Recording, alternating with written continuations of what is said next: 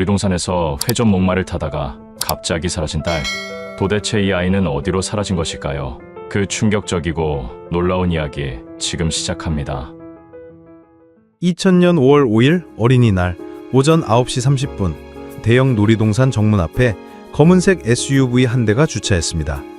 차에서 내린 것은 김민수 씨 34세와 부인 이지연 씨 31세, 그리고 6살 딸 김태희였습니다.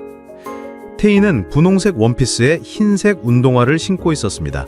머리에는 미니마우스 머리띠를 하고 등에는 작은 백팩을 메고 있었죠. 아이의 눈은 설렘으로 반짝이고 있었습니다. 아빠, 빨리 들어가자. 회전목마 타고 싶어. 태희가 아버지의 손을 잡아당겼습니다. 김민수 씨는 중견 IT 회사에서 일하는 평범한 직장인이었습니다. 평소 야근이 잦아 딸과 보내는 시간이 부족했죠. 어린이날만큼은 온전히 태희에게 집중하고 싶었습니다. 천천히 가자. 우리 공주님, 오늘 하루 종일 놀 수 있어. 아버지가 말했습니다. 어머니 이지연 씨는 손에 작은 가방을 들고 있었습니다. 그 안에는 태희의 여분옷, 물티슈, 간식 등이 들어있었죠. 평소 꼼꼼한 성격으로 유명한 그녀였습니다. 오전 10시, 가족은 놀이동산에 입장했습니다. 어린이날이라 그런지 평소보다 사람들이 훨씬 많았습니다. 아이들의 웃음소리와 놀이기구 소리가 공원 전체에 울려 퍼졌죠. 첫 번째로 탄 것은 태희가 그토록 원하던 회전목마였습니다. 알록달록한 말 위에 앉은 태희는 손을 흔들며 부모에게 인사했습니다. 김민수 부부는 펜스 밖에서 스마트폰으로 딸의 모습을 촬영했죠. 오전 10시 45분 회전목마가 끝나고 가족은 다음 놀이기구로 향했습니다. 태희는 이번에는 범퍼카를 타고 싶다고 했습니다. 아빠가 같이 탈게. 김민수 씨가 말했습니다. 범퍼카를 15분간 탄 후 가족은 잠시 휴식을 취했습니다. 놀이동산 한가운데 있는 분수대 근처 벤치에 앉았죠. 이지연 씨가 가져온 김밥을 나눠 먹었습니다. 오전 11시 30분 태희가 갑자기 일어서며 말했습니다. 엄마, 화장실 가고 싶어. 분수대에서 가장 가까운 화장실은 50m 정도 떨어진 곳에 있었습니다. 이지연 씨가 태희의 손을 잡고 화장실로 향했죠. 여기서 기다리고 있을게. 김민수 씨가 벤치에 앉은 채 말했습니다. 화장실은 생각보다 붐볐습니다. 어린이날이라 많은 가족들이 놀이동산을 방문했기 때문이었죠. 태희와 이지연 씨는 5분 정도 줄을 서서 기다려야 했습니다. 화장실에서 나온 후 태희가 말했습니다. 엄마, 저기 솜사탕 사고 싶어. 화장실 옆에는 작은 매점이 있었습니다. 색색깔의 솜사탕들이 진열돼 있었죠. 태희는 분홍색 솜사탕을 가리켰습니다. 아빠한테도 사줄까? 이지연 씨가 물었습니다. 응, 아빠 건 파란색으로. 어머니가 솜사탕을 사는 동안 태희는 매점 앞에서 기다리고 있었습니다. 그때 놀이동산 직원 한 명이 다가왔습니다. 20대 후반으로 보이는 남성이었죠. 안녕하세요, 꼬마 공주님. 오늘 놀이동산 재미있나요? 직원이 친근하게 말했습니다. 태희는 수줍게 고개를 끄덕였습니다. 평소 낯을 많이 가리는 성격이었거든요. 혹시 마술쇼 보고 싶어요? 지금 특별 공연이 있는데. 직원이 계속 말했습니다. 이지연 씨가 솜사탕을 받고 돌아섰을 땐 직원은 이미 사라진 후였습니다. 태희만 혼자 서 있었죠. 태희야, 누구랑 얘기했어? 어머니가 물었습니다. 아저씨가 마술쇼 보러 가자고 했어. 태희가 대답했습니다. 이지연 씨는 별로 신경 쓰지 않았습니다. 놀이동산 직원이 아이들에게 친근하게 다가가는 것은 흔한 일이었으니까요. 모녀는 김민수 씨가 기다리고 있는 벤치로 돌아갔습니다. 태희는 아버지에게 파란색 솜사탕을 건네주며 환하게 웃었죠. 정오 12시 가족은 점심을 먹기 위해 놀이동산 내 푸드코트로 향했습니다. 태희는 햄버거와 감자튀김을 주문했고 부모는 간단한 샐러드를 시켰죠. 점심 식사 중에 태희가 말했습니다. 아빠, 오후에 롤러코스터 탈 수 있어? 우리 태희가 롤러코스터를 탈 수 있을까? 너무 무섭지 않을까? 아버지가 웃으며 물었습니다. 안 무서워. 나 이제 다 컸어. 점심을 마친 후 가족은 다시 놀이기구를 타기 시작했습니다. 미니 롤러코스터, 티컵, 바이킹까지 차례로 탔죠. 태희는 조금도 피곤하지 않고 계속 에너지가 넘쳤습니다. 오후 2시 30분 태희가 갑자기 멈춰서며 말했습니다. 엄마, 저기 봐. 진짜 큰 회전목마다. 태희가 가리킨 곳엔 놀이동산에서 가장 큰 회전목마가 있었습니다. 2층 높이의 거대한 회전목마였죠. 아침에 탄 것과는 비교할 수 없을 정도로 웅장했습니다. 우와, 정말 크네. 이지연 씨도 감탄했습니다. 가족은 대형 회전목마 근처로 걸어갔습니다. 그런데 놀이기구 앞에는 정비 중이라는 팻말이 걸려 있었습니다. 아, 지금은 탈 수 없구나. 김민수 씨가 아쉬워했습니다. 그때 놀이동산 직원 한 명이 다가왔습니다. 아까 매점 앞에서 태희에게 말을 걸었던 직원이었죠. 안녕하세요. 아까 그 귀여운 꼬마 공주님이네요. 직원이 웃으며 말했습니다. 아, 안녕하세요. 이지연 씨가 예의상 인사했습니다. 회전목마 타고 싶으시죠? 사실 정비는 거의 끝났어요. 특별히 한 번만 태워드릴 수 있는데. 직원이 제안했습니다. 태희의 눈이 반짝였습니다. 정말요? 탈 수 있어요? 네, 하지만 안전상 어른들은 같이 탈 수 없어요. 아이 혼자만 가능합니다. 직원이 설명했습니다. 김민수 부부는 잠시 망설였습니다. 태희 혼자 놀이기구를 타게 하는 것이 걱정됐거든요. 얼마나 걸려요? 김민수 씨가 물었습니다. 5분 정도요. 금방 끝납니다. 제가 직접 지켜볼게요. 직원이 안심했습니다. 태희가 부모를 쳐다보며 애원하는 눈빛을 보냈습니다. 엄마, 아빠, 제발. 그럼 정말 조심히 봐주세요. 이지연 씨가 마지못해 허락했습니다. 오후 2시 45분 태희는 직원과 함께 회전 목마 탑승구로 들어갔습니다. 김민수 부부는 펜스 밖에서 기다리며 딸의 모습을 지켜봤죠. 회전 목마가 천천히 움직였습니다. 태희는 흰색 말 위에 앉아 부모에게 손을 흔들었습니다. 웃음소리가 바람에 실려 들려왔죠. 하지만 3분이 지나도 회전 목마는 멈추지 않았습니다. 김민수 씨가 시계를 확인했죠. 5분이 지났는데도 여전히 돌고 있었습니다. 이지연 씨가 불안해하기 시작했습니다. 7분이 지나자 김민수 씨가 펜스 쪽으로 다가왔습니다. 그런데 회전 목마 위에서 태희의 모습이 보이지 않았습니다. 김민수 씨의 목소리가 떨렸습니다. 이지연 씨도 급히 달려왔습니다. 회전 목마는 여전히 돌고 있었지만 태희는 어디에도 보이지 않았습니다. 김민수 씨가 직원을 불렀지만 아까 그 직원도 보이지 않았습니다. 회전 목마 조작대 앞에는 다른 직원이 서 있었죠. 조작대 직원이 무슨 일인지 물었습니다. 이지연 씨는 딸이 방금 전에 탔는데 안 보인다고 목소리를 높였습니다. 회전 목마가 서서히 멈췄습니다. 김민수 부부는 급히 탑승구로 뛰어들어갔습니다. 하지만 모든 말들이 비어 있었죠. 태희는 어디에도 없었습니다. 이지연 씨가 절규를 했습니다. 다른 놀이동산 직원들이 달려왔습니다. 상황을 파악한 보안팀장이 즉시 방송을 했습니다. 김태희 어린이를 찾는다는 안내방송이 놀이동산 전체에 울려 퍼졌죠. 오후 3시 놀이동산 전체가 발칵 뒤집혔습니다. 모든 직원들이 수색에 나섰고 출입문은 즉시 통제됐죠. 하지만 태희는 마치 공기 중으로 사라진 것처럼 흔적조차 찾을 수 없었습니다. 김민수 부부는 경찰에 신고했습니다. 15분 후 경찰차 3대가 놀이동산에 도착했죠. 경찰관의 정확한 실종 시각을 확인했습니다. 김민수 씨가 떨리는 목소리로 2시 45분에 회전 목마를 탔는데 갑자기 사라졌다고 대답했습니다. 경찰은 즉시 놀이동산 전체 CCTV를 확인하기 시작했는데 회전 목마 내부에는 카메라가 없었죠. 마지막으로 태희가 찍힌 것은 탑승구에 들어가는 순간이었습니다. 오후 4시 수색 범위가 놀이동산 밖으로 확대됐습니다. 하지만 태희의 흔적은 발견되지 않았습니다. 한편 김민수 부부는 절망에 빠져 있었습니다. 이지연 씨는 혼자 보내지 말았어야 했다며 자책했고 김민수 씨도 자신이 더 주의 깊게 봤어야 했다고 자신을 탓했습니다. 오후 6시 놀이동산은 임시 휴장됐습니다. 방문객들은 모두 출입 기록을 남기고 퇴장해야 했죠. 하지만 태희는 여전히 발견되지 않았습니다. 그날 밤 11시까지 수색이 계속됐습니다. 놀이동산의 모든 시설, 심지어 직원 전용 구역까지 샅샅이 뒤졌죠. 하지만 결과는 같았습니다. 김태희, 6세 여아가 흔적도 없이 사라진 것입니다. 수백 명의 사람들이 지켜보는 놀이동산 한복판에서 말이죠. 이것은 모든 사람을 충격에 빠뜨린 미스터리한 실종 사건의 시작이었습니다. 과연 그날 회전목마에서 무슨 일이 일어나고 있었나요? 다음날 오후 3시 30분 서울지방경찰청에서 긴급 상황실이 가동됐습니다. 6세 여아 실종 신고가 접수된 지 불과 30분 만이었죠. 당시로서는 매우 빠른 대응이었습니다.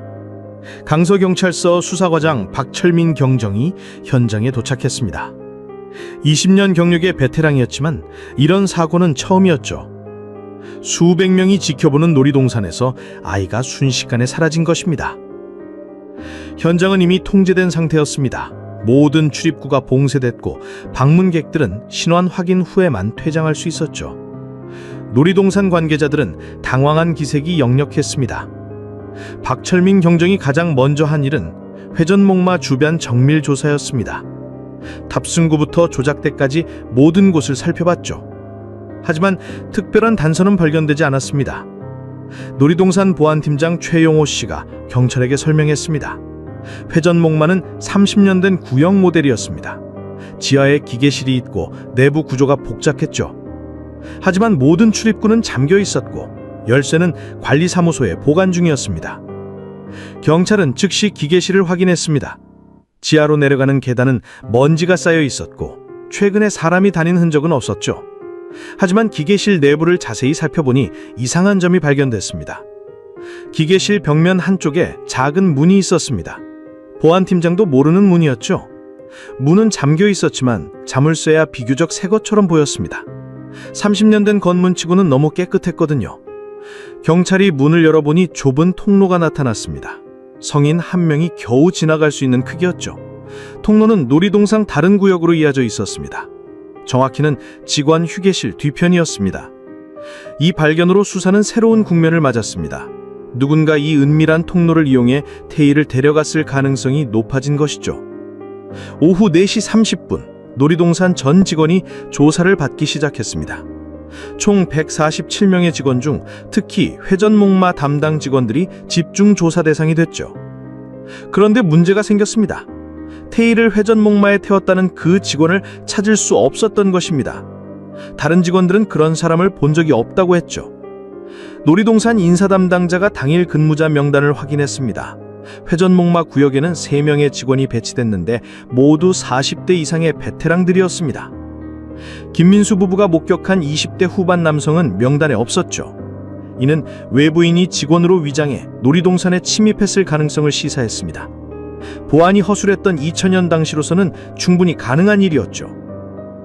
오후 5시 경찰은 놀이동산 전체 CCTV 영상 분석에 착수했습니다. 하지만 2000년 당시 CCTV는 10대뿐이었고 절반은 고장난 것도 많았습니다. 화질도 30m 이상 떨어진 사람의 얼굴은 알아볼 수 없을 정도였습니다. 유일하게 남은 영상에서 태희가 정문에서 입장하는 모습과 회전목마 탑승구에 들어가는 모습만 확인됐습니다. 그 이후의 영상은 없었습니다. 경찰은 태희와 함께 탑승구에 들어간 남성의 신원 파악에 집중했습니다. 하지만 영상 화질이 워낙 나빠 얼굴을 식별하기 어려웠죠. 키 175cm 내외, 마른 체형, 짧은 머리라는 것만 확인됐습니다. 한편 김민수 부부는 경찰서에서 조사를 받고 있었습니다. 혹시 가족 내 문제나 금전적 이유로 인한 계획적 실종이 가능성도 배제할 수 없었거든요. 김민수 씨는 회사에서 팀장으로 일하는 평범한 직장인이었습니다. 연봉 4,500만 원, 아파트 대출금 1억 2천만 원, 특별한 부채나 문제는 없었죠. 이지연 씨도 결혼 후 전업주부로 지내고 있었습니다. 부부의 진술은 일치했고 거짓말 탐지기 검사도 통과했습니다. 가족관계도 원만했고 태희를 해칠 이유가 전혀 없었습니다. 오후 6시 경찰은 놀이동산 주변 상가와 도로 CCTV 확인 작업이 시작됐습니다. 태희가 놀이동산 밖으로 빠져나갔을 가능성을 확인하기 위해서였습니다. 놀이동산 정문 앞 편의점 CCTV에서 수상한 장면이 포착됐습니다. 오후 3시 10분경 검은색 승용차 한 대가 놀이동산 후문 근처에 정차했다가 20분 후 빠르게 사라진 것입니다. 차량 번호판은 진흙으로 가려져 있어 식별이 불가능했습니다. 하지만 차종은 2000년식 소나타로 추정됐죠. 운전자의 얼굴도 확인할 수 없었습니다. 이 시각은 태희가 실종된 시각과 정확히 일치했습니다. 경찰은 이 차량이 사건과 관련 있을 가능성이 높다고 판단했습니다. 오후 7시 경찰은 놀이동산 직원들에 대한 신원 조회를 실시했습니다. 그 결과 충격적인 사실이 드러났습니다. 3명의 직원이 성범죄 전과가 있었던 것입니다. 가장 주목받은 인물은 시설관리팀의 소속 이병호 43세였습니다. 15년 전 아동 성추행으로 실형을 받은 전력이 있었죠. 놀이동산 채용 당시 이를 숨겼던 것입니다. 이병호 씨는 회전목마 기계실 열쇠에 접근할 수 있는 몇 안 되는 직원 중 하나였습니다. 또한 놀이동산 내부 구조를 누구보다 잘 알고 있었습니다. 경찰이 이병호 씨를 긴급 체포했습니다. 하지만 그의 알리바이는 확실했습니다. 사건 당시 다른 구역에서 10명의 동료와 함께 근무하고 있었거든요. 오후 8시 놀이동산 운영회사 대표 강수민 씨가 기자회견을 열었습니다. 회사 차원에서 최선을 다해 수사에 협조하겠다고 발표했습니다. 하지만 기자들의 질문은 날카로웠습니다. 보안 시스템이 너무 허술한 것 아니냐는 지적이 쏟아졌습니다. CCTV 절반이 고장났고 출입 통제도 제대로 되지 않았다는 것이었습니다. 강수민 대표는 즉시 보안 시스템을 전면 개선하겠다고 약속했습니다. 그날 밤 10시 경찰은 놀이동산 전체를 다시 한번 수색했습니다. 이번에는 지하시설과 건물 구석구석까지 샅샅이 뒤졌죠. 하지만 태희의 흔적은 발견되지 않았습니다. 수색 과정에서 한 가지 더 이상한 점이 발견됐습니다. 직원 휴게실 뒤편 창고에서 아이용 신발 한 짝이 나온 것입니다. 하얀 운동화였는데 태희가 신고 있던 것과 비슷했습니다. 하지만 신발 사이즈가 달랐습니다. 언제부터 거기 있었는지도 알 수 없었습니다. 이 발견으로 또 다른 은명이 제기됐습니다. 혹시 이전에도 비슷한 사건이 있었던 것은 아닐까 하는 의심이었습니다. 경찰은 즉시 과거 5년간 놀이동산 관련 실종 신고를 조회했습니다. 놀랍게도 3건의 미아 신고가 있었습니다. 모두 4에서 7세 사이의 어린아이들이었습니다. 다행히 3건 모두 몇 시간 후 아이들을 찾았습니다. 하지만 공통점이 있었습니다. 모두 회전목마 근처에서 부모와 떨어진 상태였다는 것이었습니다. 당시에는 단순한 미아 사건으로 처리됐지만 지금 생각해보니 의심스러운 점들이 많았습니다. 아이들이 기억하는 내용도 비슷했거든요. 친절한 아저씨가 재미있는 곳을 보여준다고 했다는 것이었습니다. 밤 11시 30분 김민수 부부는 집으로 돌아갔습니다. 하지만 태희 없는 집은 너무나 적막했습니다. 태희의 장난감들이 그대로 흩어져 있었고 침대에는 좋아하는 인형이 놓여 있었습니다. 이주연 씨는 그날 밤 한숨도 잘 수 없었습니다. 태희가 어딘가에서 무서워하고 있을 생각에 가슴이 미어졌습니다. 김민수 씨도 마찬가지였습니다. 계속해서 자신을 탓했으니까요. 다음날 새벽 6시 경찰은 수사를 재개했습니다.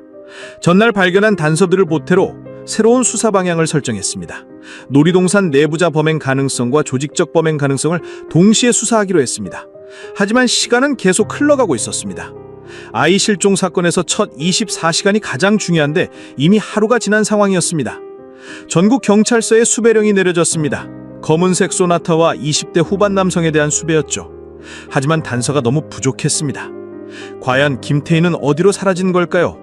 그리고 20여 년 전부터 놀이동산에서 벌어진 의문의 사건들은 모두 우연일까요? 수사는 점점 미궁 속으로 빠져들고 있었습니다. 아침 뉴스에서 태희 실종 사건이 보도됐습니다. 놀이동산에서 6세 여아가 실종됐다는 소식은 전국을 충격에 빠뜨렸습니다. 오전 8시 여러 방송국에서 이 사건을 연이어 보도했습니다. 평범한 가족의 놀이동산 나들이가 악몽으로 바뀐 사건이었습니다. 김태희의 사진이 전국 방송을 타고 런해졌습니다. 언론은 놀이동산의 허술한 보안 시스템을 집중 비판했습니다. CCTV 절반이 고장나 있었고 출입 통제도 제대로 되지 않았다는 점이 부각됐죠. 놀이동산 운영회사 주가는 하루 만에 15% 급락했습니다. 오전 10시 서울지방경찰청장이 긴급 기자회견을 열었습니다. 수사본부를 확대 개편하고 전담팀 20명을 투입한다고 발표했죠. 또한 시민들의 적극적인 제보를 당부했습니다. 기자회견 직후부터 경찰서 전화가 폭주하기 시작했습니다. 첫날에만 300여 건의 제보가 쏟아졌죠. 대부분은 확인되지 않은 목격담이었지만 경찰은 모든 제보를 꼼꼼히 확인했습니다. 오후 1시 가장 주목할 만한 제보가 들어왔습니다. 놀이동산에서 5km 떨어진 주유소 직원의 신고였습니다. 5월 5일 오후 3시 30분경 검은색 소나타 한 대가 급하게 기름을 넣고 갔다는 것이었습니다. 더 중요한 것은 차 뒷좌석에 아이가 있었다는 증언이었습니다. 아이는 잠든 상태였고 분홍색 옷을 입고 있었다고 했습니다. 운전자는 30대 초반 남성으로 보였습니다. 경찰은 즉시 주유소 CCTV를 확인했습니다. 하지만 아쉽게도 각도상 차량 번호판이 보이지 않았죠. 운전자의 얼굴도 선글라스와 모자로 가려져 식별이 어려웠습니다. 그래도 이 제보는 중요한 단서가 됐습니다. 태희가 놀이동산에서 납치된 후 차량으로 이동했을 가능성이 높아진 것이었습니다. 경찰은 주유소를 중심으로 반경 50km 내 수색 범위를 확대했습니다. 그날 저녁 9시 뉴스에서 태희 실종 사건이 톱뉴스로 다뤄졌습니다. 김민수 부부가 직접 출연해 도움을 호소했습니다. 이지연 씨는 눈물을 흘리며 태희가 무사히 돌아오기를 간절히 바란다고 말했습니다. 방송 후 제보 전화가 더욱 쏟아졌습니다. 전국 각지에서 태희를 봤다는 신고가 이어졌습니다. 경찰은 제보 접수만으로도 인력이 부족할 정도였습니다. 5월 7일 금요일 사건 발생 이틀째가 됐습니다.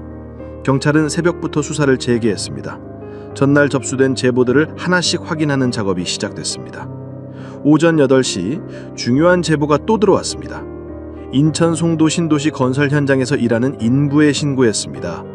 5월 5일 밤 11시경 건설 현장 근처에서 아이 우는 소리를 들었다는 것이었습니다. 더욱 주목할 점은 그 근처에 검은색 승용차가 주차돼 있었다는 증언이었습니다. 차량은 다음날 새벽 사라졌다고 했습니다. 경찰은 즉시 송도 지역 수색에 나섰습니다. 송도 신도시는 당시 대규모 개발이 진행 중인 지역이었습니다. 곳곳에 공사장과 빈 건물들이 있었죠. 아이를 숨기기에는 적절한 장소들이 많았습니다. 경찰은 경찰견과 함께 송도 전체를 수색했습니다. 하지만 태희의 흔적은 발견되지 않았습니다. 오후 2시, 경기도 안산에서 결정적인 제보가 들어왔습니다. 한 펜션 주인이 수상한 손님에 대해 신고한 것입니다. 5월 5일 저녁 7시경 30대 남성이 아이와 함께 체크인했다는 것입니다. 아이가 아프다며 방에서 나오지 않았습니다. 아이는 계속 잠든 상태였고 한 번도 깨지 않았다고 했습니다. 펜션 주인은 이상하게 생각했지만 별다른 조치를 취하지 않았습니다. 더욱 의심스러운 것은 다음날 새벽 5시경 남성이 아이를 업고 급히 떠났다는 점입니다. 체크아웃 절차도 생략한 채 사라졌죠. 펜션 주인이 뉴스를 보고 나서야 신고를 한 것입니다. 경찰이 급히 펜션에 출동했습니다. 객실을 정밀 감식한 결과 중요한 증거가 발견됐죠. 베드시트에서 아이의 머리카락이 남은 것입니다. 머리카락을 국과수에 보내 DNA 분석을 의뢰했습니다. 결과가 나오기까지는 최소 7일이 걸린다고 했습니다. 만약 태희 것으로 확인되면 납치범의 흔적을 추적할 수 있을 것이었습니다. 펜션 주변 CCTV를 확인했지만 역시 차량 번호는 식별할 수 없었습니다. 하지만 차종은 소나타인 것은 확실했습니다. 주유소에서 목격된 것과 동일한 차량일 가능성이 높았죠. 오후 6시, 경찰은 수사 범위를 전국으로 확대했습니다. 특히 서울 인근 펜션과 모텔을 중점적으로 수색하기로 했습니다. 납치범이 계속 이동하고 있을 가능성이 높았기 때문입니다. 그날 저녁 9시 뉴스에서 안산 펜션 제보 내용이 보도됐습니다. 시민들의 관심은 더욱 높아졌고 제보도 계속 이어졌습니다. 하지만 대부분은 확인되지 않은 내용들이었습니다. 5월 12일 토요일, 사건 발생 7일째입니다. 주말임에도 불구하고 경찰은 24시간 수사를 계속했습니다. 시간이 지날수록 태희를 찾을 가능성이 줄어들고 있었습니다. 오전 10시, 국과수에서 긴급 연락이 왔습니다. 펜션에서 발견된 머리카락 DNA 분석 결과였습니다. 아직 최종 결과는 나오지 않았지만 예비 분석에서 태희일 가능성이 높다는 것이었습니다.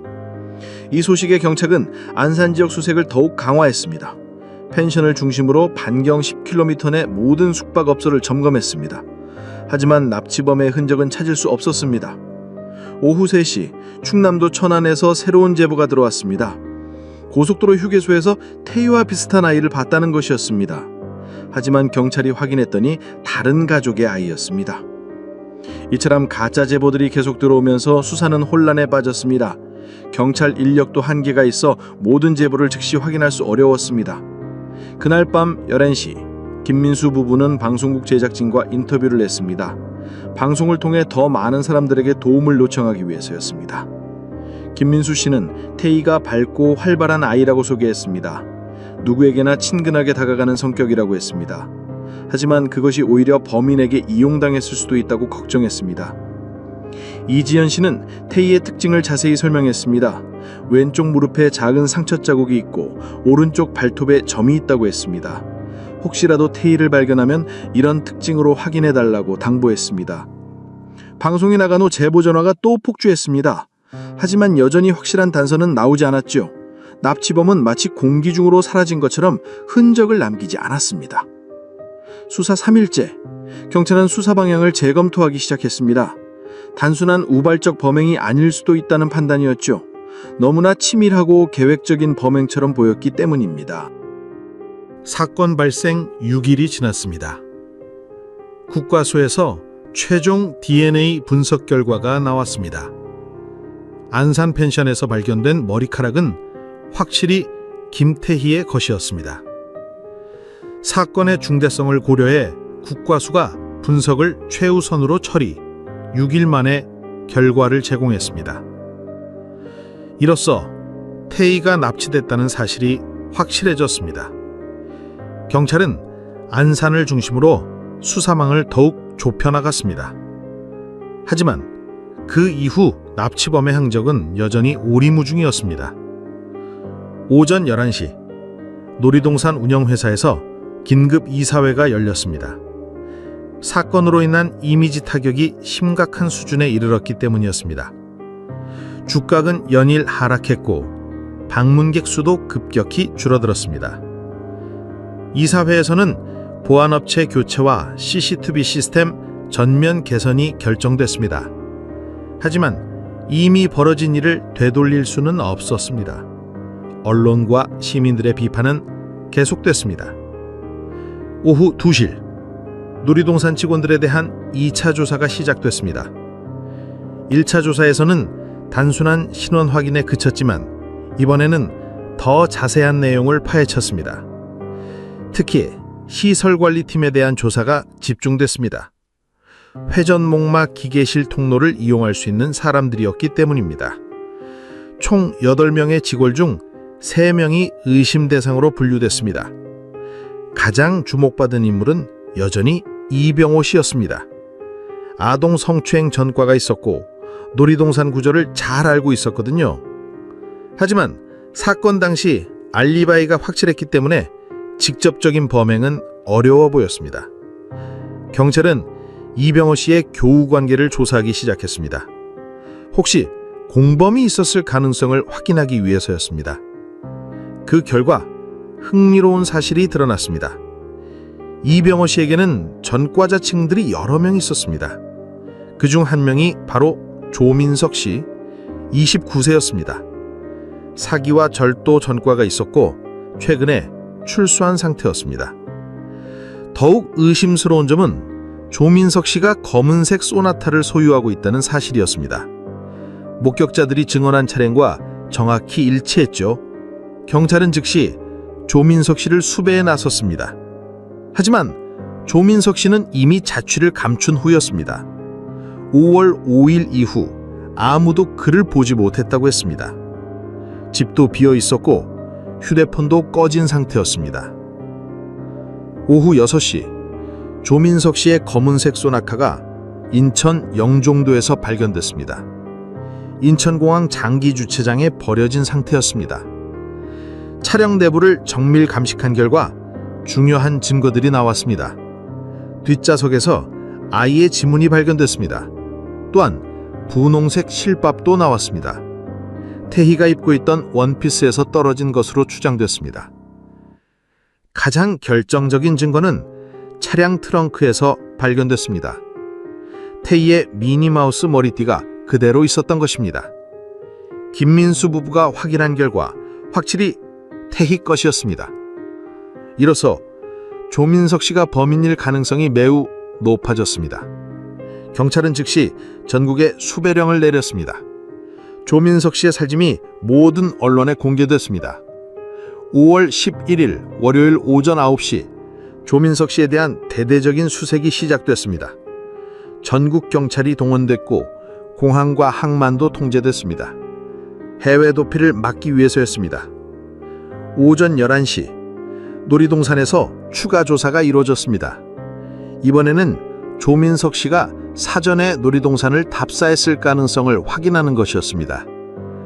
정문 CCTV를 며칠간 거슬러 올라가며 확인한 결과 놀라운 사실이 드러났습니다. 5월 2일 사건 3일 전에 조민석 씨가 놀이동산을 방문했던 것입니다. 당시 조민석 씨는 혼자 입장에서 약 2시간 동안 머물렀습니다. 특히 회전목마 주변을 오래 관찰했다고 직원들이 증언했죠. 명백히 범행을 계획한 것으로 보였습니다. 오후 1시 조민석의 과거 행적을 추적하던 중 또 다른 사실이 밝혀졌습니다. 그가 과거에 아동 대상 범죄를 저질렀다는 것이었죠. 하지만 당시에는 증거 부족으로 기소되지 않았습니다. 피해 아동의 부모가 경찰에 제보했습니다. 98년 조민석 씨가 7세 여아를 유인하려 했다는 것이었습니다. 다행히 아이가 도망쳐서 큰 일은 없었지만 수법이 이번 사건과 매우 유사했습니다. 당시에도 조민석 씨는 놀이터에서 아이에게 접근했습니다. 재미있는 곳을 보여준다며 유인하려 했던 것이었죠. 놀이동산에서의 수법과 정확히 일치했습니다. 5월 12일 조민석의 지인 제보로 경기도 파주의 빈 창고가 발견됐습니다. 조민석이 가명으로 계약하고 6개월치 월세를 미리 낸 곳이었죠. 창고는 이미 비어 있었지만 아이가 머물렀던 확실한 흔적들이 있었습니다. 과자 부스러기, 아이용 물컵, 담요, 그리고 벽에 어린아이 글씨로 새겨진 엄마라는 글자까지. 창고 임대인의 증언에 따르면 5월 8일 밤에 마지막으로 불이 켜져 있었다고 했습니다. 조민석이 경찰 수사망이 좁아지자 서둘러 이동한 것으로 보였습니다. 한편 인터넷에서는 각종 추측들이 난무했습니다. 놀이동산 보안팀장 최영호 씨의 늦은 대응과 은밀한 통로를 몰랐다는 주장에 의혹이 제기됐습니다. 하지만 경찰은 조민석 추적에만 집중했습니다. 사건 발생 일주일이 지났습니다. 부상에서 중요한 제보가 들어왔습니다. 민박집에서 조민석과 비슷한 남성이 어린 여자아이와 함께 하루 묵고 급히 떠났다는 것이었습니다. 객실에서 태희 것으로 주장되는 머리카락과 수면제 포장지가 발견됐습니다. 조민석이 태희를 재우기 위해 약물을 사용한 것으로 보였습니다. 거제도에서도 비슷한 목격담이 나왔습니다. 아이를 업고 배를 대절하려던 남성이 있었다는 것입니다. 조민석이 바다를 통해 도피하려 했을 가능성이 제기됐습니다. 하지만 5월 14일 전남 완도에서 충격적인 사건이 벌어졌습니다. 의식을 잃은 5세 여아가 펜션에서 발견된 것입니다. 김민수 부부가 급히 달려갔지만 태희가 아니었습니다. 이 아이는 일주일 전 순천에서 실종됐던 아이였습니다. 아이의 증언을 통해 충격적인 사실이 드러났습니다.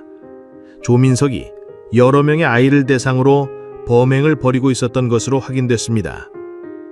하지만 김민수 부부의 마음은 더욱 무거워졌습니다. 조민석이 연쇄범죄자라는 사실이 밝혀지면서 태희의 안전이 더욱 걱정됐거든요. 5월 15일 토요일, 경찰은 전국의 모든 아동 실종 사건을 재검토하기 시작했습니다. 조민석과 연관된 다른 사건들이 있는지 확인하기 위해서였습니다. 그 결과 놀라운 사실이 드러났습니다. 지난 2년간 전국에서 발생한 아동 실종 사건 중 5건이 조민석의 행적과 일치했던 것입니다. 모든 사건이 놀이시설이나 공원 근처에서 발생했습니다. 그리고 대부분 며칠 후 아이들이 발견됐지만 당시 상황을 기억하지 못했죠. 수면제 등 약물을 사용했기 때문으로 추정됐습니다. 하지만 태희 사건은 달랐습니다. 이미 열흘이 지났는데도 발견되지 않았거든요. 이전 사건들과는 다른 양상을 보이고 있었습니다. 오후 3시 프로파일러 정수현 박사가 우려스러운 분석 결과를 발표했습니다. 조민석의 범행 패턴이 변하고 있다는 것이었습니다. 이전에는 며칠로 아이들을 풀어줬지만 이번에는 계속 데리고 다니고 있었습니다. 경찰 수사가 본격화되면서 조민석이 다급해진 것으로 보였습니다. 가장 우려되는 것은 조민석이 증거인멸을 시도할 가능성이었습니다. 태희의 생명이 위험할 수도 있다는 분석이었습니다. 이 발표를 들은 김민수 부부는 절망에 빠졌습니다. 시간이 지날수록 태희를 찾을 가능성이 줄어들고 있었거든요. 전국 각지에서 조민석 목격담이 계속 들어왔습니다. 하지만 모두 확인되지 않은 내용들이었죠. 수사진은 지치기 시작했고 가족들의 마음도 무너져 갔습니다. 두 사람은 매일 경찰서를 찾아가 수사 상황을 확인했습니다. 새로운 제보가 있으면 직접 현장에 가서 확인하기도 했죠. 하지만 번번이 실망만 안고 돌아와야 했습니다. 오후 6시 시민단체에서 태희 찾기 캠페인을 시작했습니다. 전단지 배포와 거리 캠페인을 통해 시민들의 관심을 지속시키려는 노력이었습니다. 많은 시민들이 자발적으로 참여했습니다. 태희의 사진이 담긴 전단지가 전국 곳곳에 붙여졌죠. 하지만 여전히 확실한 단서는 나오지 않았습니다. 그날 밤 김민수 부부는 태희의 방에서 밤을 지샜습니다. 태희가 돌아올 것을 믿으며 기다리는 마음이었죠. 하지만 현실은 너무나 잔혹했습니다. 사건 발생 열흘이 지났지만 태희의 행방은 여전히 오리무중이었습니다. 시간이 흘러 수사 인력이 20명에서 15명으로 줄었습니다. 김민수 부부에게는 청천벽력 같은 소식이었습니다. 언론의 관심도 새로운 교통사고 뉴스에 밀려 뒷전으로 밀렸습니다. 8월이 되자 경찰은 공식적으로 수사 축소를 발표했습니다. 상시 담당자 3명만 남기고 나머지는 다른 사건으로 배치됐습니다. 시민들의 관심도 식어갔고 거리의 전단지들도 하나둘 사라졌습니다. 9월, 새학기가 시작되면서 태희의 빈자리도 자연스럽게 채워졌습니다. 이지연 씨는 심한 우울증에 시달렸고 김민수 씨도 생계를 위해 결국 회사에 복직해야 했습니다. 2001년 새해가 밝았지만 김민수 부부에게는 의미 없는 새해였습니다. 언론에서도 잊혀져 갔습니다. 경찰서에서도 태희 사건 파일은 창고 깊숙한 곳으로 밀려났습니다. 조민석에 대한 수배는 유지됐지만 적극적인 수색은 이루어지지 않았습니다. 김민씨 부부는 그래도 희망을 놓지 않았습니다. 매달 한 번씩은 태희 전단지를 새로 만들어 붙였습니다. 사람들이 관심을 갖지 않아도 포기할 수는 없었습니다. 2015년, 이지연 씨가 교통사고로 세상을 떠났습니다. 15년간 우울증과 절망에 시달리다 결국 태희를 만나지 못하고 먼저 떠난 것이었죠. 김민수 씨는 혼자 남겨졌습니다. 2024년 5월, 태희가 실종된 지 24년이 지났습니다. 놀이동산 시설관리팀이 회전목마 정기점검을 하던 중 예상치 못한 발견을 했습니다. 점검팀장 이창수 씨가 바닥 철판에 이상한 점을 발견했습니다. 한쪽 모서리 볼트가 완전히 조여지지 않은 상태였던 것이죠. 철판을 들어 올리자 설계도에 없는 작은 공간이 나타났습니다. 가로 1m, 세로 1.5m, 깊이 50cm 정도의 구덩이였습니다. 그 안에는 먼지투성의 물건들이 흩어져 있었습니다. 첫 번째로 나온 것은 분홍색과 흰색이 섞인 부서진 플라스틱 조각들이었습니다. 두 번째는 심하게 녹슨 작은 헤어핀, 세 번째는 색이 바래고 찢어진 분홍색 천조각이었습니다. 가장 충격적인 발견은 벽면에 새겨진 글씨였습니다. 어린아이가 손톱으로 긁어서 새긴 엄마라는 글자였습니다. 운영본부장 강민호 씨가 24년 전 기억을 떠올렸습니다. 2000년에 이 놀이동산에서 분홍색 원피스를 입은 6세 여아가 실종된 사건이 있었다는 것이었습니다. 오후 7시 즉시 경찰에 신고했습니다. 24년 전 실종 사건과 연관이 있을 수 있다고 판단했던 것입니다. 오후 8시 강서경찰서에서 경찰관 2명이 현장에 출동했습니다. 현장을 보니 단순한 분실물이 아니었죠. 벽면에 새겨진 엄마라는 글자를 보고 놀랐습니다. 담당 경찰관이 24년 전 실종 사건 파일을 확인했습니다. 김태희 사건 기록과 발견된 물건들이 일치했죠. 과학수사팀이 호출되어 정밀 감식이 시작됐습니다. 그날 밤 11시 발견된 물건들은 모두 증거품으로 수거됐습니다. 국과수에 보내 DNA 검사와 성분 분석을 의뢰할 예정이었습니다. 다음 날 아침 이 소식이 언론에 보도될 예정이었습니다. 24년 만에 태희 사건이 다시 세상의 주목을 받게 되는 순간이었습니다. 2024년 5월 15일 수요일 오전 6시 모든 주요 언론이 놀이동산 발견 소식을 톱뉴스로 다뤘습니다. 24년 전 실종된 김태희와 관련된 물증이 발견됐다는 것이었습니다.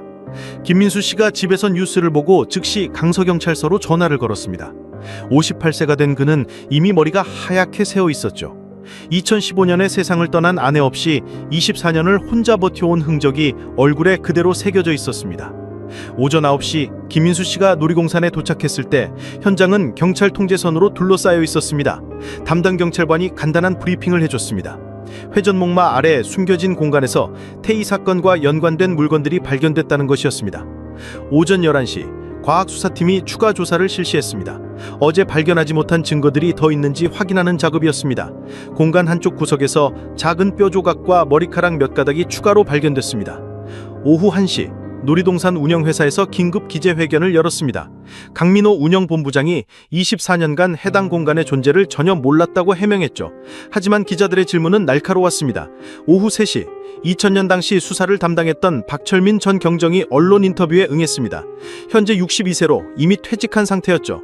당시 수사팀이 이런 숨겨진 공간을 발견하지 못한 것에 대해 자책했습니다. 오후 5시 국과수에서 1차 분석 결과가 나왔습니다. 발견된 천조각이 2000년 당시 유행했던 원단과 일치한다는 것이었죠. 머리카락 DNA 분석은 며칠이 더 걸릴 예정이었습니다. 5월 16일 목요일 오전 8시 놀이동산에서 전면적인 지하 탐사가 시작됐습니다. 지하 투시 레이더를 이용한 조사 결과 놀라운 사실이 드러났습니다. 회전목마 아래에 훨씬 더 큰 지하 공간이 있다는 것이었습니다. 이 공간은 가로 3m, 세로 4m 정도의 방 같은 구조였습니다. 최영호의 아버지가 1975년 건설 당시 은밀하게 만들어둔 것으로 추정됐습니다. 오전 11시 경찰은 대형 굴착기를 동원해 지하 공간 진입로를 확보하기 시작했습니다. 작업 과정에서 인위적으로 막힌 흔적들이 발견됐죠. 시멘트와 벽돌로 통로를 봉쇄한 것으로 보였습니다. 오후 2시 드디어 지하 공간 입구가 열렸습니다. 경찰과 과학수사팀이 안전장비를 착용하고 내부로 들어갔습니다. 24년간 밀폐되어 있어 곰팡이 냄새가 심했습니다. 가장 충격적인 발견은 공간 한쪽 벽에 설치된 쇠사슬과 수갑 같은 구속도구들이었습니다. 바닥에는 담요와 베개 같은 생활용품들이 널브러져 있었습니다. 오후 4시 지하 공간에서 결정적인 증거가 발견됐습니다. 벽 한쪽에 여러 개의 이름이 새겨져 있었던 것이죠. 태희라는 이름도 그중 하나였습니다. 어린아이 글씨로 또박또박 새겨져 있었습니다. 다른 이름들도 있었습니다. 수진, 민호, 지영, 현우 등 총 8개의 이름이었죠. 모두 어린아이들의 이름으로 보였습니다. 이것은 이 공간이 단순히 태희만의 감금 장소가 아니었음을 의미했습니다. 2024년 5월 16일 목요일 오후 5시 지하 공간에서 발견된 8개의 이름은 전국을 충격에 빠뜨렸습니다. 경찰은 즉시 과거 실종 사건 기록을 전면 재검토했습니다. 놀라운 사실이 드러났습니다. 벽에 새겨진 8개 이름 모두 1998년부터 2003년까지 전국 각지에서 실종된 아이들과 일치했던 것입니다. 모든 사건이 놀이시설 근처에서 발생했다는 공통점도 있었습니다. 5월 17일 금요일, 경찰은 놀이동산 과거 직원들에 대한 전면 재조사에 착수했습니다. 특히 주목받은 인물은 2000년 당시 보안팀장이었던 최영호 씨, 66세였습니다. 조사 결과 최영호 씨가 1990년대부터 전국 각지의 놀이시설에서 보안 업무를 담당했다는 사실이 드러났습니다.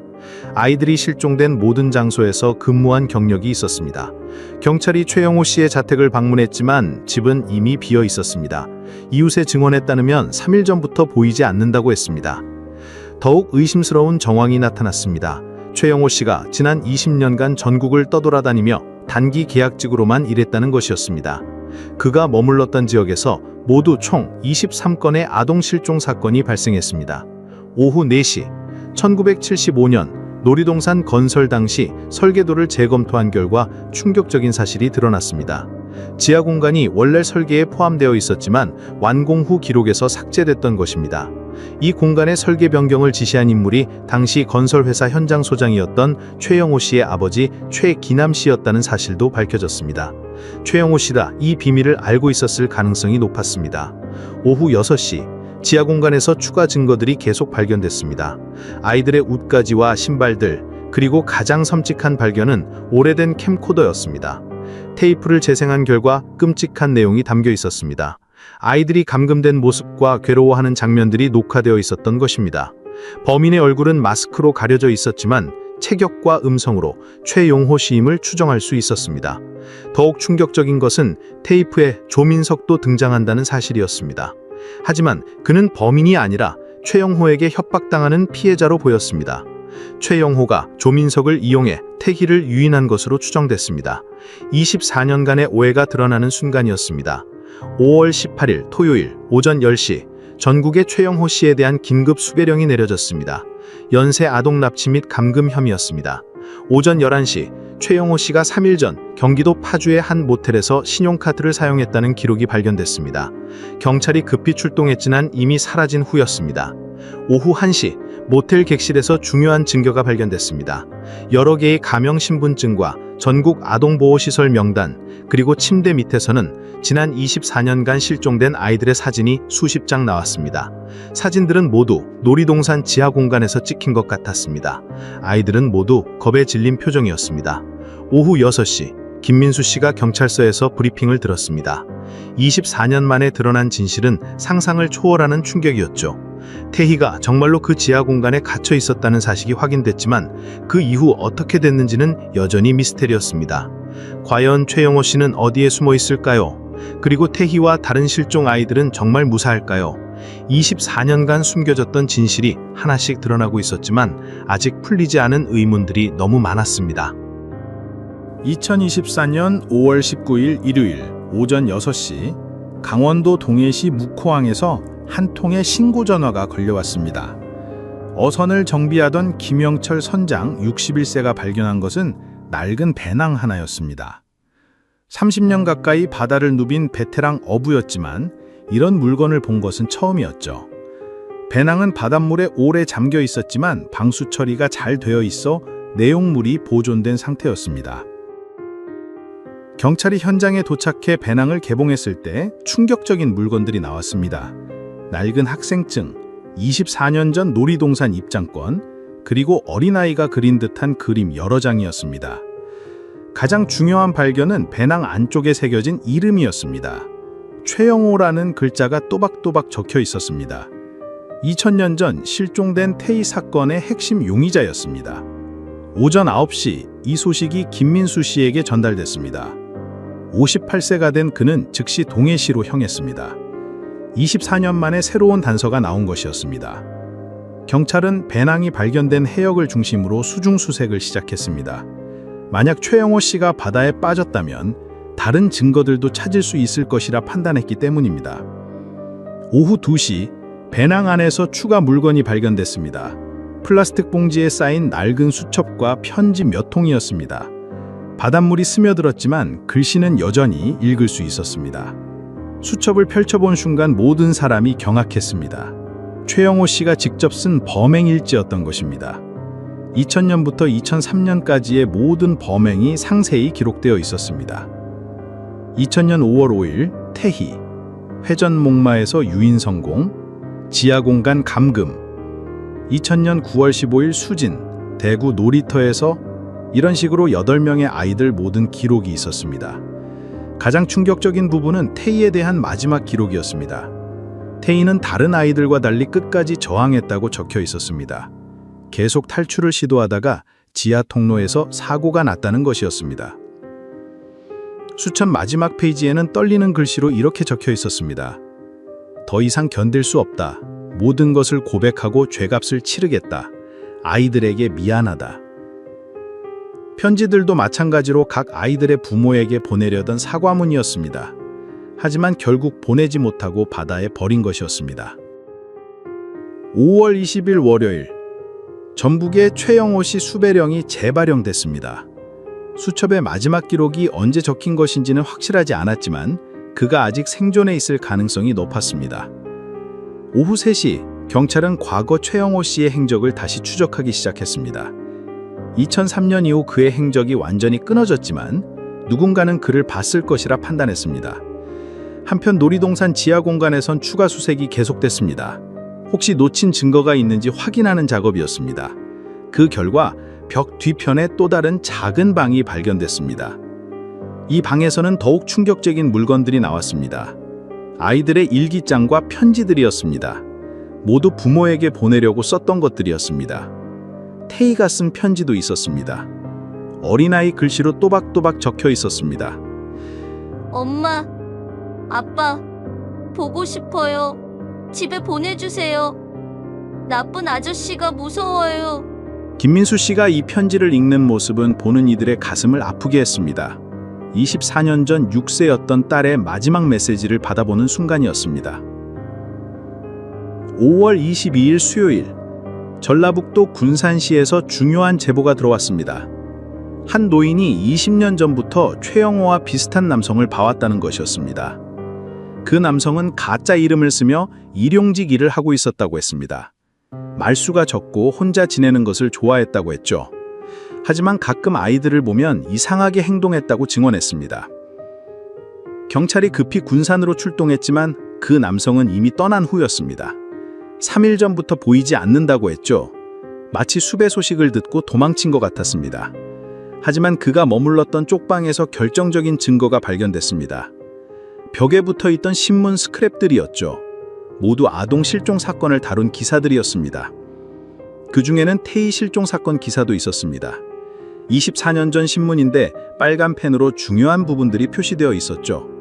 최영호 씨가 지금까지도 자신의 범행을 기억하고 있다는 증거였습니다. 5월 25일 토요일 마침내 결정적인 제보가 들어왔습니다. 제주도 서귀포시의 한 펜션에서 최영호와 닮은 남성이 투숙했다는 것이었습니다. 경찰이 급히 제주도로 출동했습니다. 하지만 역시 한 발 늦었죠. 최영호 씨는 이미 떠난 상태였습니다. 하지만 이번에도 한 발 늦었습니다. 펜션 방은 이미 비어 있었고 최영호 씨는 흔적도 없이 사라진 상태였습니다. 펜션 사장의 말에 따르면 새벽 4시경 급하게 짐을 챙겨 떠났다고 했습니다. 방 안에는 특별한 단서도 남겨두지 않았습니다. 마치 처음부터 아무도 머물지 않았던 것처럼 깔끔했죠. 최영호 씨가 얼마나 조심스럽게 행동하고 있는지 알 수 있었습니다. 경찰은 최영호 씨가 수배 소식을 듣고 더욱 신중하게 움직이고 있는 것으로 판단했습니다. 24년간 숨어 살아온 경험으로 추적을 피하는 방법을 잘 알고 있는 것 같았습니다. 5월 30일 목요일 오후 6시 마침내 그 순간이 왔습니다. 부산 해운대 경찰서에 최영호 씨가 직접 찾아온 곳입니다.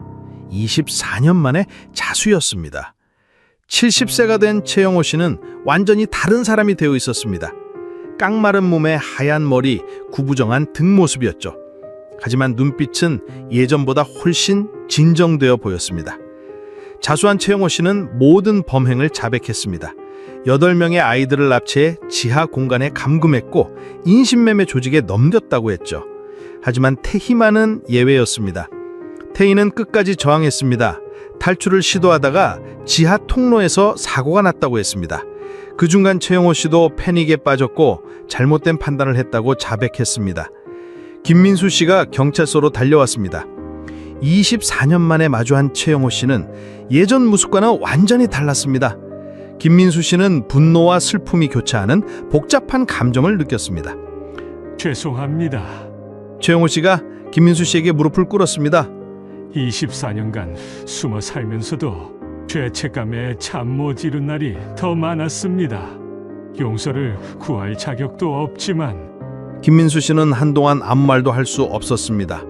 24년간 기다려온 이 순간이었지만 막상 맞닥뜨리니 허탈함만 밀려왔습니다. 최영호 씨는 태희의 마지막 순간에 대해서도 자세히 증언했습니다. 지하 통로에서 사고가 난 후 어떻게 처리했는지까지 모든 것을 털어놨습니다. 5월 5일 어린이날, 언론은 24년 만에 해결된 태희 실종 사건을 대대적으로 보도했습니다. 전국이 이 소식에 주목했고 많은 사람들이 김민수 씨에게 위로를 보냈습니다. 하지만 김민수 씨에게는 여전히 아픈 현실이었습니다. 진실을 알게 됐지만 태희는 돌아올 수 없었거든요. 24년 전 그 순간으로 시간을 되돌릴 수도 없었습니다. 최영호 씨는 1심에서 무기징역을 선고받았습니다. 8명의 아동 납치와 인신매매, 그리고 태희에 대한 과실치사 혐의였죠. 70세 노인에게는 사실상 종신형이나 다름없었습니다. 재판 과정에서 다른 7명의 아이들 소식도 일부 밝혀졌습니다. 대부분 해외로 팔려갔지만 그중 3명은 성인이 되어 한국으로 돌아왔다고 했죠. 하지만 어린 시절의 트라우마로 여전히 고통받고 있었습니다. 5월 5일 김민수 씨는 놀이동산 지하 공간을 마지막으로 방문했습니다. 태희가 마지막으로 있었던 곳이죠.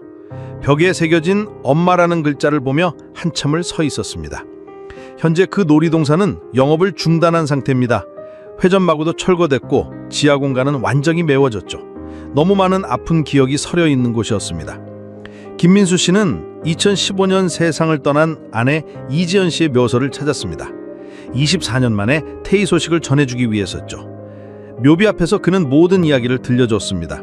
여보, 태희 찾았어. 비록 우리 곁으로 돌아올 수는 없지만 진실은 밝혀졌어. 태희가 얼마나 용감한 아이였는지. 끝까지 포기하지 않고 집으로 돌아오려고 했다고. 5월 20일 전국 8개 지역에서 동시에 추모 행사가 열렸습니다. 태희를 비롯한 실종 아동들을 기리는 행사였죠. 많은 시민들이 참여해 꽃을 바치고 묵념했습니다. 김민수 씨도 서울 추모 행사에 참석했습니다. 수많은 사람들이 태희를 기억해주고 있다는 사실에 위로를 받았죠. 혼자가 아니라는 느낌을 들었습니다. 8월 말 최영호 씨가 교도소에서 급작스럽게 세상을 떠났습니다. 지병이 악화된 것이었습니다. 마지막까지 참여하는 모습을 보였다고 교도관들이 증언했습니다. 그의 유언장에는 또 다른 충격적인 내용이 적혀 있었습니다. 아직 발견되지 않은 증거들의 위치를 자세히 기록해 둔 것이었죠. 마지막까지 진실을 밝히려는 의지였습니다. 현재도 경찰은 최영호 씨가 남긴 단서들을 토대로 수사를 계속하고 있습니다. 해외로 팔려간 아이들을 찾기 위한 국제공조 수사도 진행 중입니다. 김민수 씨는 이제 65세가 됐습니다. 태희가 살아있었다면 30세가 될 나이입니다. 그는 매년 태희 생일마다 케이크를 사서 놀이동산 터에 찾아갑니다. 태희야, 아빠가 늦었구나. 24년이나 걸렸지만 결국 진실을 찾았어. 내가 얼마나 용감했는지, 얼마나 집에 오고 싶어 했는지 이제 알아. 아빠가 항상 너를 기억할게. 2024년 현재도 전국에선 해마다 수십 명의 아이들이 실종됩니다. 태희 사건이 우리에게 주는 교훈은 분명합니다. 아이들의 안전을 지키는 것은 우리 모두의 책임이라는 것이죠. 놀이동산터에는 이제 작은 추모공원이 조성됐습니다. 태희를 비롯한 모든 실종 아동들을 기리는 공간입니다. 많은 부모들이 이곳을 찾아 아이들의 안전을 다짐합니다. 24년간 끝나지 않았던 악몽이 이제 막을 내렸습니다. 하지만 김민수 씨에게는 새로운 시작이기도 합니다. 남은 인생을 태희를 기억하며 다른 실종 아동 가족들을 돕는 일에 헌신하기로 결심했거든요. 세상에는 아직도 풀리지 않은 수많은 미스테리가 있습니다. 하지만 포기하지 않고 진실을 찾으려는 사람들이 있는 한 언젠가는 모든 진실이 밝혀질 것입니다. 태희의 이야기는 여기서 끝납니다. 하지만 그녀가 남긴 메시지는 계속될 것입니다. 아이들이 안전한 세상, 가족들이 행복한 세상을 만들어가자는 메시지 말이죠. 여러분은 이 이야기를 어떻게 생각하시나요? 태희처럼 무고한 아이들이 더 이상 사라지지 않도록 우리 모두가 지켜봐야 합니다.